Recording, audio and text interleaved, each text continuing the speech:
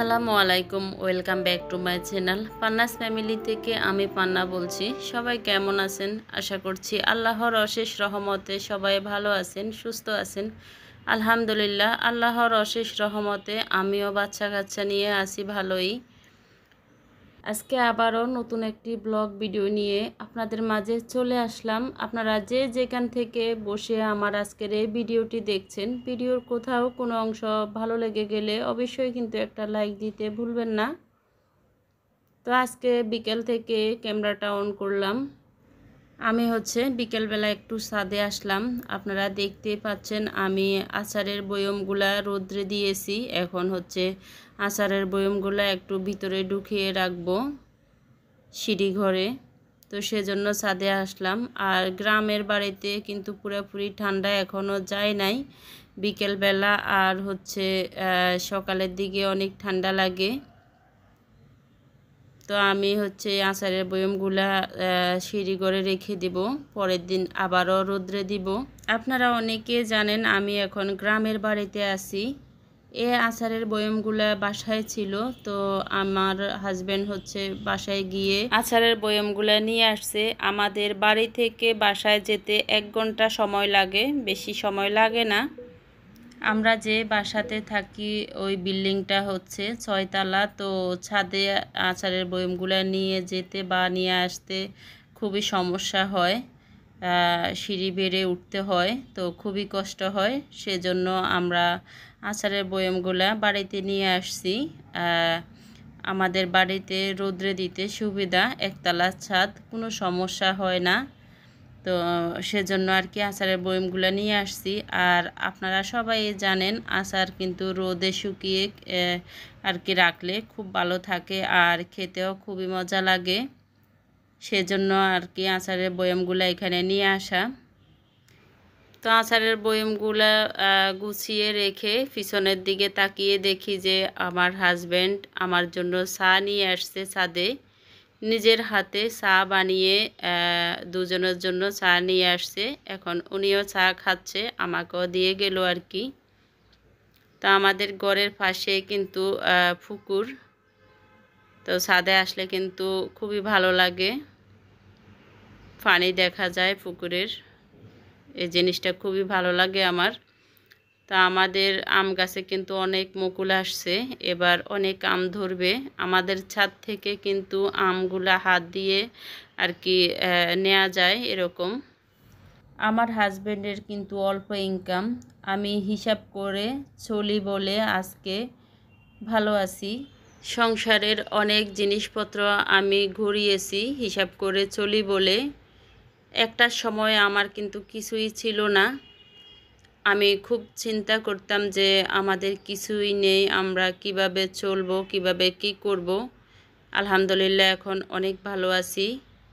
অনেকে আছে আমার থেকেও খারাপ আছে, তো অনেকে আছে আমার থেকেও অনেক বেশি ভালো আছে। তো আমি কিন্তু ভালোই আছি আলহামদুলিল্লাহ। আমার যাই আছে অনেক আছে। তো আজকে আমি রাইস কুকারে লাল মুরগি রান্না করতেছি। আজকে আমার ছেলে আসবে ঢাকা থেকে, তো আমার খুবই ভালো লাগতেছে। ছেলের সাথে দেখা হবে, ছেলেকে দেখব কাছ থেকে, সেজন্য আজকে মনটা অনেক ভালো আছে। তো আজকে যা যা রান্না করতেছি সব কিছুই কিন্তু ছেলের জন্যই রান্না করতেছি, ছেলে খাবে বলে। ছেলে তো আর সবগুলা খাবে না, আমরাও খাবো। তো আমি রাইস কুকারে লাল মুরগি বসিয়ে দিয়ে তারপরে চুলায় বাকি রান্নাগুলো করে নিব। আমাকে ওর আব্বুও কিন্তু হেল্প করতেছে, আর আমি এখন রান্না বান্না করে নিচ্ছি। তো আজকে আমি কলার থোড় রান্না করব। আমরা কলার বুগুলি বলি, অনেকে থোড় বলে। তো বুগুলি বললে অনেকে চিনবে না, সেজন্য আর কি থোড়টা বললাম। চিংড়ি মাছ আর ডাল দিয়ে, শাক দিয়ে আমি কলার বুগুলিটা রান্না করতেছি, থোড় বা বুগুলি যে যেটাই বলেন। তো এই থোড় রান্নাটা কিন্তু অনেক মজার হয়েছিল। আহানাফের আব্বু তো খুব মজা করে খেয়েছেন। উনি কিন্তু এই ধরনের খাবারগুলা বেশি পছন্দ করেন। উনি মাছ মাংস একেবারেই খেতে চান না, শুধু শাক সবজি তারপরে হচ্ছে ভর্তা এই ধরনের খাবারগুলা উনি খুব বেশি পছন্দ করেন। আপনাদেরকে কেন বললাম আমার হাজব্যান্ডের অল্প ইনকাম, হিসাব করে চলি বলে আজকে আমি অনেক কিছু ঘুরিয়েছি টুকিটাকি সংসারে যা যা লাগে আর কি। তো সেটা কিন্তু একটু পরে আপনাদেরকে বলবো। এখন হচ্ছে আমি রান্না বান্নাগুলো করে নিচ্ছি।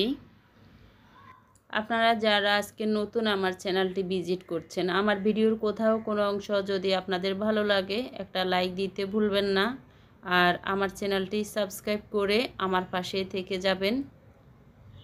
তো আজকে আমি হচ্ছে বেগুন ভাজি করব আর হচ্ছে ছোট মাছের বড়া করব। আর আগের দিনের লটিয়া মাছ রান্না করেছি, ওইগুলা রয়ে গেছে অনেকখানি, এগুলা একটু গরম করে নিব। আজকে রান্না করতে করতে অনেক কিছুই রান্না করে ফেলেছি, 5-6 আইটেমের তরকারি রান্না করা হয়ে গেছে। বেশি তরকারি রান্না করা হলে কিন্তু খাওয়া যায় না, খুবই কষ্ট হয়ে যায় খেতে। তো পরের দিনও কিন্তু অনেক তরকারি রয়ে গেছে আমাদের, এত তরকারি একসাথে তো খাওয়া যায় না, তো সেজন্য আর কি অনেকগুলা তরকারি রয়ে গেছে। এখানে আমি ছোট মাছের বড়া আর হচ্ছে বেগুন ভাজি একসাথে রেখে দিয়েছি একটা পাইপেনে। আর এই যে লইটা মাছগুলা গরম করে নিচ্ছি। আর আমার ছোট মাছের বড়াগুলা কিন্তু খেতে অনেক মজার হয়েছিল। এদিকে আমার লাল মুরগি রান্না হয়ে গেছে। এই প্রথম কিন্তু আমি রাইস কুকারে আর কি লাল মুরগি রান্না করলাম, খুবই মজার হয়েছিল। তো আমার রান্না বান্না কিন্তু শেষ পর্যায়ে, তখন আমি পিছন থেকে আমাকে আম্মু বলে একটা ডাক দিয়েছে, আর আমি পিছন ফিরে দেখি আমার ছেলেটা এসে গেছে। আর আমার কাছে খুবই ভালো লাগলো ওই সময়টা। তো ওর কাছে হচ্ছে খুচরো টাকা ছিল না, ও ড্রাইভারকে টাকা দিতে পারেনি, তো আমার থেকে টাকা নিয়ে হচ্ছে ড্রাইভারকে ভাড়া দিয়ে আসলো। আর আমি হচ্ছে আবারও পরের দিন আচারগুলো রোদ্রে দিয়েছি, এগুলো দেখতে আসলাম। আর ছোট ছেলে হচ্ছে বাড়িতে আসার পরে ছাদেই গোসল করতেছে, ওর কাছে কিন্তু মজা লাগতেছে। ও হচ্ছে বাথরুমে গোসলটা করতেছে না, ছাদে এসে গোসল করে। আর ওর আব্বু বলতেছে একটু আচার খাবে, তো আমি সেজন্য বয়ম থেকে ওনার জন্য একটু আচার উঠিয়ে নিচ্ছি।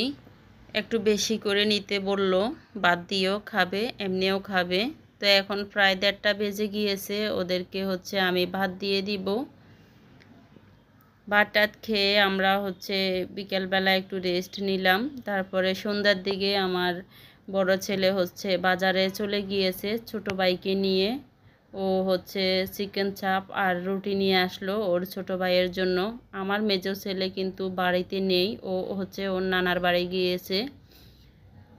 তো এখানে আমি কিছুটা আমার শাশুড়ির জন্য উঠিয়ে রাখছি, উনি হচ্ছে নামাজ পড়তেছে। তো আপনাদেরকে কেন বললাম যে আমার হাজব্যান্ডের অল্প ইনকাম, তাও আমি হিসাব করে চলি বলে সংসারে অনেক কিছু ঘুরিয়েছি। তার মধ্যে এই যে হাঁড়ি পাতিলগুলো আমি কিন্তু টাকা জমিয়ে কিনেছি, একটু একটু করে টাকা গুছিয়ে তারপরে কিনেছি।